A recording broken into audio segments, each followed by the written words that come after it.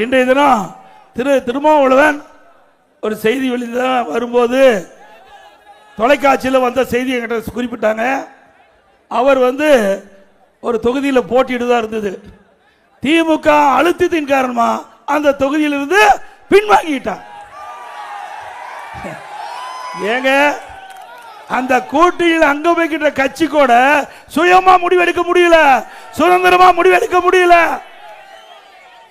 அவர்கள் போட்டியிட சொன்னா போட்டியிட முடியும், போட்டியிட வேண்டாம்னா போட்டியிட மாட்டாங்க. அப்படி அடிமையாக இருக்கின்ற கட்சிகள் இந்த தேர்தலில் திமுக கூட்டணி இருக்கின்றது. அதற்கு அந்த கூட்டணி எல்லாம் வெந்து புழுகிட்டு இருக்காங்க. அது இந்த தேர்தலில் தெரியும். அதோட இன்றைக்கு தமிழகத்தை பொறுத்த வரைக்கும் போதைப் பொருள் நிறைந்த மாநிலம். இன்றைக்கு கஞ்சா கிடைக்காத இடம் இருக்குதா?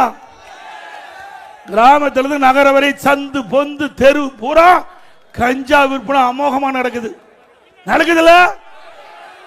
பள்ளிக்கு அருகில, கல்லூரிக்கு அருகில பொதுமக்கள் அதிகமாக நடமாட பையில இன்றைக்கு அற்புதமா கஞ்சா விற்பனை நடைபெற்றுக் கொண்டிருக்கிறது.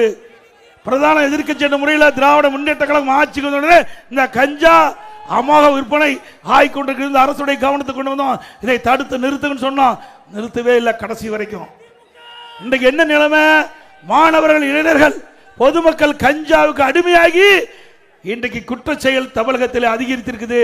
இந்த கஞ்சா போதை ஆசாமிகள் என்ன செய்தென்றே தெரியாமல் இன்றைக்கு ரோட்ல போறவன்லாம் வெட்டுறான், அடிக்கிறான். இந்த விழுப்புரத்தில் கூட